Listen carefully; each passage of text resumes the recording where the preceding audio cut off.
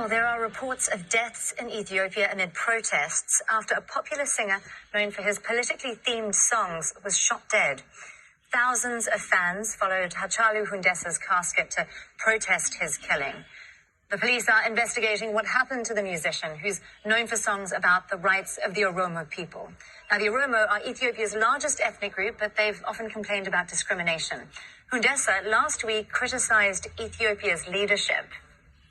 Well, that was in an interview to a media network that's owned by prominent government critic Jawar Mohammed, who's now been reportedly arrested. Mohammed's TV station says he was detained after his bodyguards faced off with federal police. Local media say his security team had refused orders to disarm Ababa. But the spokesman for the federal police denies that Mohammed was detained. Now, Prime Minister Abiy Ahmed is calling for calm. Well, right now we can speak to Tsedale Lema. She's the editor-in-chief of the Addis Standard, and she joins us now via Skype from Frankfurt.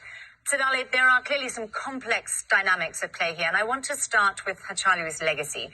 He was an Oromo icon. Can you give us a sense of where he sat within both Ethiopia's political and cultural scene?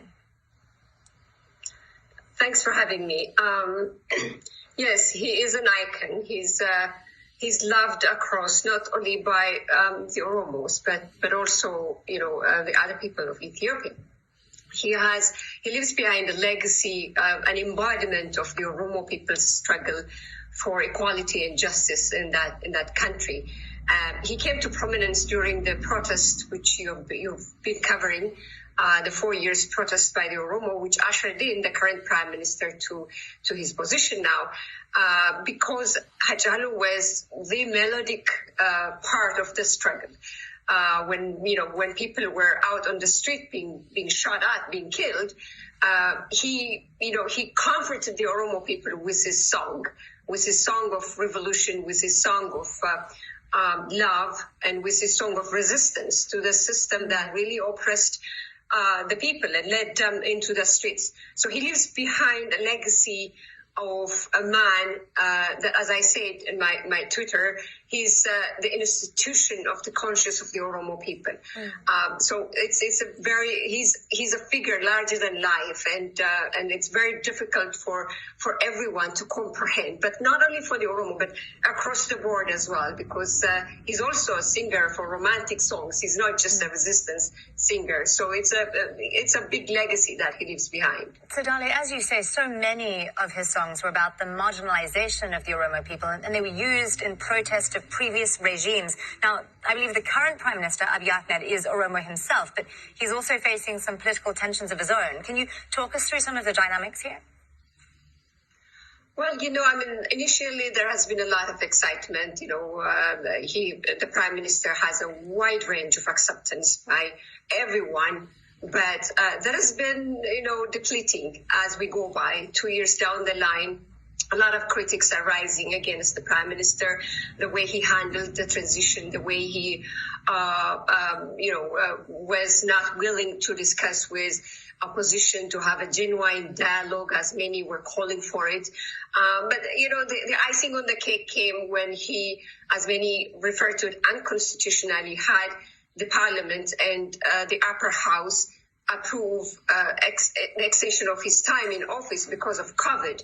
And that was raising a lot of anger, a lot of frustration among a lot, because people wanted him to have a dialogue with the opposition, with the civil society organizations, instead of just having a parliament that is 100% controlled by his own party, rubber stamp an extension of power in the office. So this was raising a lot of eyebrows, not only among the Oromo, but also others. And the people don't know how long this is going to last, because the parliament is now going to tell us when the COVID is going to be over, when it's safe for the Ethiopian people to have an election. So this coming from a prime minister who said, he would help the country transition into a democratic system, whereas many saw it as a return to authoritarianism. So Haacaaluu had an interview last week in which he, directly criticized the way the prime minister was handling the reform, but also he was his outspoken usual self.